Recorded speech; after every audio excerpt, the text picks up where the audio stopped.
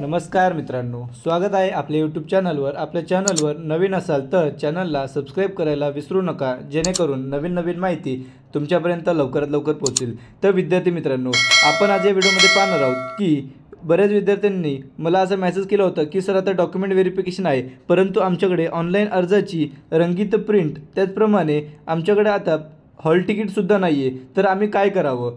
तर मित्रांनो, तुमच्या जेवढ्या काही शंका होत्या त्या मी लक्षात घेऊन आज BMC ऑफिसला कॉल केला होता।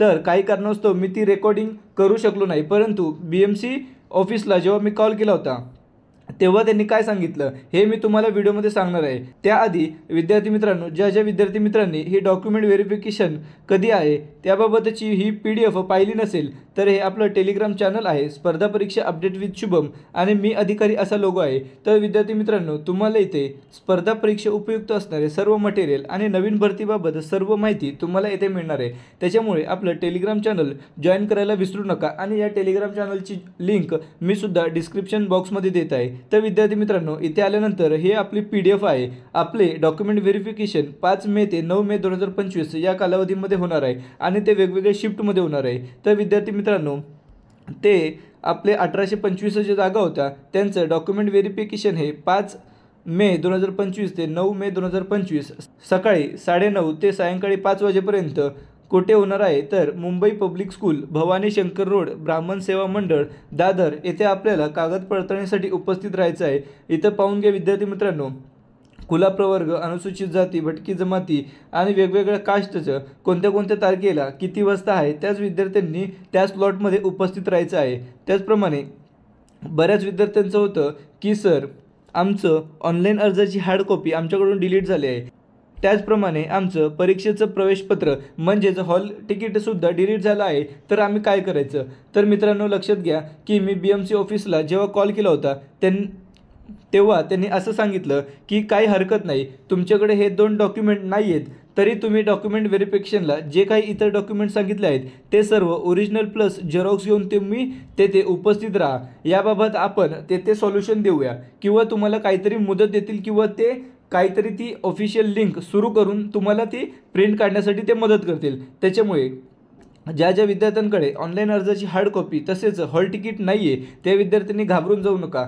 जवळपास 30 ते 35% विद्यार्थ्यांकडे हाच इश्यू आहे की त्यांच्याकडे हॉल तिकीट नाही आहे, अर्जाची रंगीत प्रिंट नाही आहे। त्याच्यामुळे काहीच चिंता करू नका, तुम्हाला दिलेल्या वेळेमध्ये तुम्ही तेथे डॉक्युमेंट व्हेरिफिकेशनसाठी उपस्थित राहा।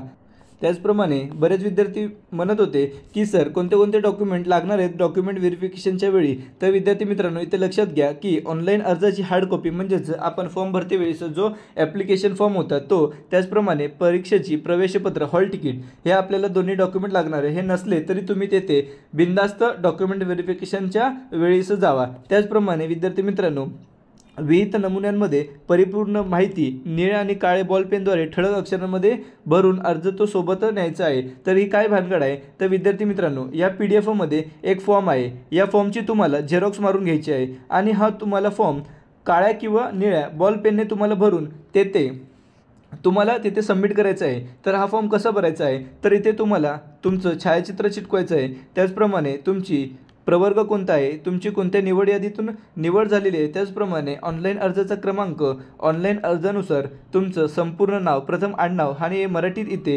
त्याचप्रमाणे इथे इंग्रजीमध्ये, त्यानंतर तुमचे नाव बदललेले असेल तर ते तुम्हाला इथं टाकायचं आहे, किंवा इथे तुम्ही डॅश करू शकता। त्यानंतर विवाहित महिला असल्यास लग्नापूर्वीचे नाव तुमचं काय होतं, वडिलांचे किंवा पतीचे संपूर्ण नाव, त्यानंतर पत्रव्यवहाराचा पत्ता आणि कायमचा पत्ता इथे तुम्हाला टाकायचा आहे।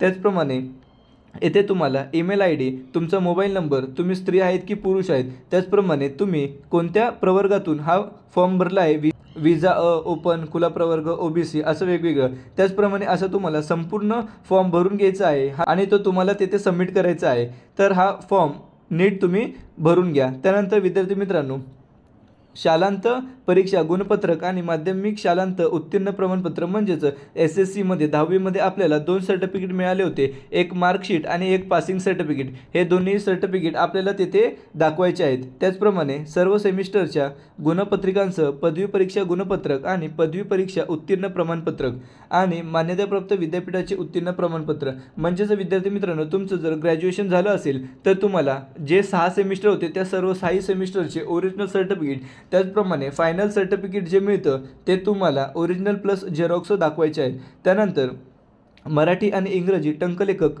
किमान 30 मिनिट्स प्रति वेगाचे उत्तीर्ण झालेली परीक्षेचं सर्टिफिकेट हे शासनामार्फत मान्यता असलेलंच पाहिजे, म्हणजेच GCC TBC हे त्याच्यावर लिहिलेलं पाहिजे.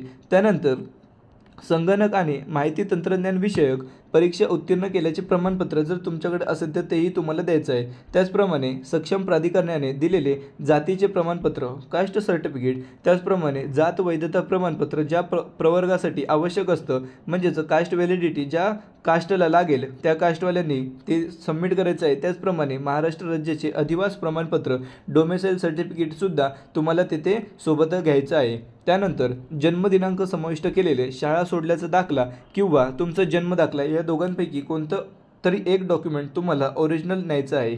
त्यानंतर समांतर आरक्षणाअंतर्गत आवश्यक असलेले मूळ प्रमाणपत्रे, इतर आवश्यक प्रमाणपत्रे किंवा अन्य सर्व मूळ प्रमाणपत्रे जे तुम्ही फॉर्म भरतेवेळी सादर केले आहेत त्याची हार्ड कॉपी तुम्हाला सादर करणे आवश्यक आहे. त्याचप्रमाणे विद्यार्थी मित्रांनो, बऱ्याच विद्यार्थ्यांनी महिला आरक्षण, माजी सैनिक, प्रकल्पग्रस्त, भूकंपग्रस्त, खेळाडू, अंशकालीन, पदवीधर, अनाथ आणि दिव्यांग या कॅटेगरीमधून फॉर्म भरलेला होता. आणि या कॅटेगरीमधून ज्या विद्यार्थ्यांचं सिलेक्शन झालेलं आहे त्या विद्यार्थ्यांना लक्षात घ्या, फक्त तेवढ्याच विद्यार्थ्यांना या सर्वांचे म्हणजेच ज्या प्रवर्गातून फॉर्म भरलेला आहे त्याचं तुम्हाला ओरिजिनल प्रमाणपत्र तुम्हाला सादर करायचं आहे. त्याचप्रमाणे विद्यार्थी मित्रांनो, बरेच विद्यार्थी नॉन क्रिमिलेअरबाबत विचारत होते की सर आमचं नॉन क्रिमिलेअर आता एक्सपायर झालं आहे तर ते चालणार का? तर मी याआधी तुम्हाला म्हटलं आहे की फॉर्म भरतेवेळेस तुम्ही जो नॉन क्रिमिलेअर सर्टिफिकेट अपलोड केला होता, म्हणजेच वर्ष 2023-24 या आर्थिक वर्षामध्ये वैध असलेलंच हे प्रमाणपत्र तुम्हाला तिथे दाखवायचं आहे. 2025चं MCL तिथे चालणार नाही. आणि नॉन क्रिमिलेअरचे तुम्हाला 3 छायांकित प्रत सादर करायचे आहेत, त्याच्यामुळे तुम्हाला 3 झेरॉक्स तुम्हाला घेऊन जायचे आहेत. त्याचप्रमाणे जर विवाहित महिला उमेदवारांनी विवाहित नोंदणी प्रमाणपत्र आणि नावात जर बदल झाला असेल तर त्याचं राजपत्र तुम्हाला तिथे सादर करायचं आहे. त्याचप्रमाणे जर उमेदवाराने किमान 40% दिव्यांगामध्ये जर फॉर्म भरलेला असेल तर त्याला दिव्यांगाचे प्रमाणपत्रसुद्धा दाखवायचे आहे. त्याचप्रमाणे विद्यार्थी मित्रांनो, जर काही दिव्यांग मित्रांनी लेखनिकाची सुविधा घेतली असेल तर दिव्यांग कर्मचाऱ्यांनी लेखनिकाची शैक्षणिक पात्रता ही कार्यकारी सहाय्यक पदाच्या शैक्षणिक अर्हतेपेक्षा कमी असल्याचे प्रतिज्ञापत्र तुम्हाला तिथे जोडायचं आहे. त्यानंतर विद्यार्थी मित्रांनो, लहान कुटुंबाचे प्रतिज्ञापत्र सुद्धा उमेदवारांनी सादर करणे आवश्यक आहे.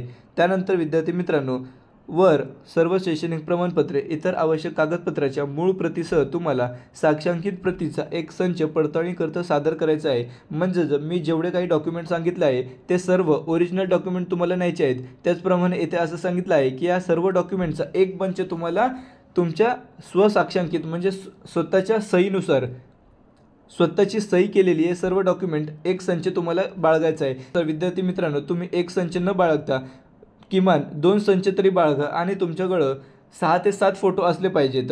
त्यानंतर विद्यार्थी मित्रांनो, येथे असं सांगितलं आहे की उमेदवाराने कागद पडताळणी दरम्यान जर गैरवर्तणूक केली तर त्याच्यावर कायदेशीर कारवाई केली जाईल. त्याचप्रमाणे उमेदवाराने कागद पडताळणीसाठी स्वखर्चाने यायचं आहे, तुम्हाला कोणताही भत्ता किंवा स्टायपेंड दिले जाणार नाही आहे. आणि विद्यार्थी मित्रांनो, येथे एक तुम्ही लक्षात घ्या की तुम्हाला ज्या टाईममध्ये आणि जो तुमचं शेड्यूल आहे त्याच टाईममध्ये तुम्हाला तिथे जायचं आहे, अन्यथा तुमची उमेदवारी ही रद्द होऊ शकते. त्याच्यामुळे विद्यार्थी मित्रांनो, तुमचं खूप मेहनतीने इथं सिलेक्शन झालं आहे, त्याच्यामुळे जो काही तुम्हाला शेड्यूल दिलेला आहे त्या शेड्यूलमध्ये कोणत्याही परिस्थितीत न उशीर होता तुम्ही तिथे पोहोचण्याचा प्रयत्न करा. त्याचप्रमाणे विद्यार्थी मित्रांनो, तुम्हाला अजूनही डॉक्युमेंट व्हेरिफिकेशनबद्दल काही डाऊट असतील तर आपलं इंस्टाग्रामचं चॅनलचं लिंक आहे, मी ते आपलं डिस्क्रिप्शन बॉक्समध्ये देत आहे. तुम्ही मला इंस्टाग्रामवर मेसेज करूनसुद्धा विचारू शकता. त्याचप्रमाणे बऱ्याच विद्यार्थ्यांकडे माझा नंबरसुद्धा आहे, तेही त्याच्यावर विचारत असतात. त्याचप्रमाणे विद्यार्थी मित्रांनो एवढंच सांगाल की हे आपलं स्पर्धा परीक्षा अपडेट विथ शुभम हे टेलिग्राम चॅनल आहे, याला जॉईन करायला विसरू नका. कारण की स्पर्धा परीक्षा उपयुक्त सर्व मटेरियल आणि नवीन भरतीबाबत सर्व माहिती तुम्हाला येथेच कळणार आहे. त्याच्यामुळे विद्यार्थी मित्रांनो आपलं टेलिग्राम चॅनल जॉईन करायला विसरू नका. व्हिडिओ आवडल्यास व्हिडिओला लाईक, शेअर आणि सबस्क्राईब करायला विसरू नका. धन्यवाद.